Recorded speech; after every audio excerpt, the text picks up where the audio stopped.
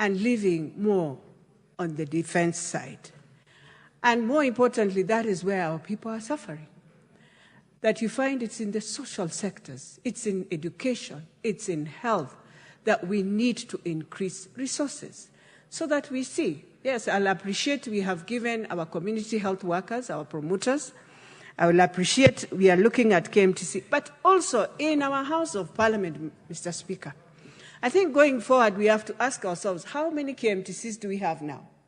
Can we try and now start working together so that students can just go across than still building new ones? Because those are some of the things, if we want to tighten our belt, then we have to tighten our belt in even building new schools. Instead of building new schools, why can't we look at the schools that we have and improve the infrastructure of those schools and see how children can go to those schools than every one of us wanting to build a complete new school? Yet we are saying we want to really work together. We want to ensure, because some of the schools you find now, you have 100 students, and you have a whole school, and you'll still need to maintain those schools to be better schools. And so, Mr. Speaker, today, even as we speak, and I want to speak for Nairobi, that indeed I know we have crisis of classrooms, we have all these challenges that are facing us. But for us, we also want to see that indeed we are improving academically. We have, yes, huge numbers of students in our schools, 5,000. And so even if I improve this school, I always know in the next 5 years, I have to look for maintenance. But we also must start to have a moral of ourselves in this house to believe that we were given by Kenyans the opportunity and the privilege to do budgets for them. We cannot see our people all the time when we're doing finance bill budgets. They have started now feeling agitated. They are all over. They are in crisis. Nobody knows. Any entrepreneur who's a startup cannot understand, how do I start a business and how do I survive in an environment that is not conducive to do business as Kenya.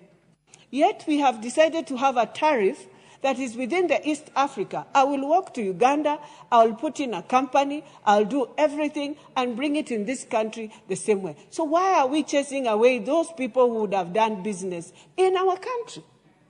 Because our conducive environment for business right now is very hurting. And so for me, as much as we support, we must stand and we must be very courageous as Parliament to now tell the executive, our people here, they cannot go through this. And we have to do it unless we were not elected as the same executive. They were voted in, you were voted in. I have to stand for my people, fight for my people. For Nairobi, as I finalize, Mr. Speaker, there is no way we are going to do what we are doing. Yet we are the same people, starting from the county. They are the ones who will give you all the allocation letters that you need. You find somebody demolished. A whole place in Keleleshwa was on riparian land. Today, again, buildings are back there. So then you come and start hurting others, yet you can't see you are the one who has decided to show Kenyans you can return a building on a riparian land, and so every Kenyan will go on a riparian land. So it's very unfair what we are doing as leaders. And most of us are the ones with shops there, selling clothes and everything, but you want to finish Madare, you want to finish Ruaraka. I don't think it is right. Mr. Speaker, I support, but it is time this House must stand for what we were given by this Constitution. I beg to support. Thank you. Member for Mungi West. Thank you, Mr. Speaker, for giving me this opportunity actually to add the voice on this supplementary budget. And from the onset, I will just take 2 minutes because I know members have got interest on this.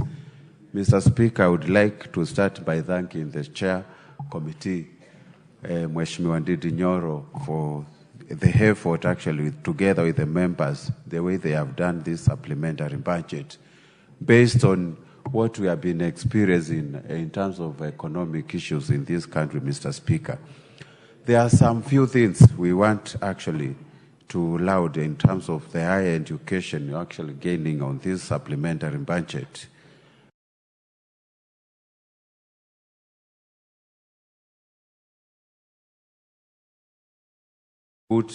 We have given them life, and we have noted there is increment in that aspect.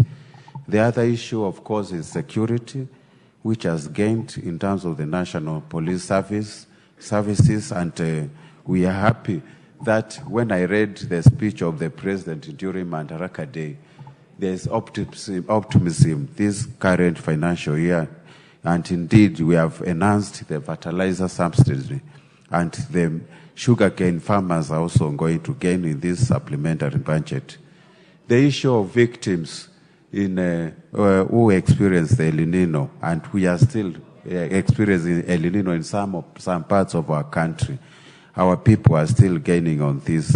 And more so, Mr. Speaker, for the welfare and the just government of the people, our bodyguards and drivers have gained in this supplementary budget.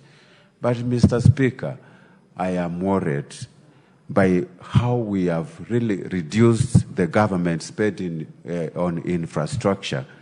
This country has got so many stored projects, especially in the road sector. And every time we are actually planning, budgeting for this, we put a lot of money and eventually we end up removing. These ones actually reducing certainty of the budget. In the future, we need actually to stop doing the new project and complete the projects we have already estimated in our budget. And we will make sure there are no white elephant projects in our country. Mr. Speaker, the other issue is we are doing supplementary budget just short of days before the end of the financial year.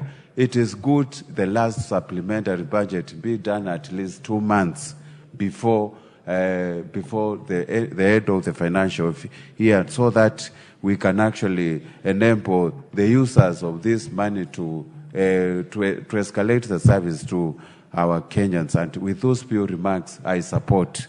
Thank you. Thank you. Member for Teso South.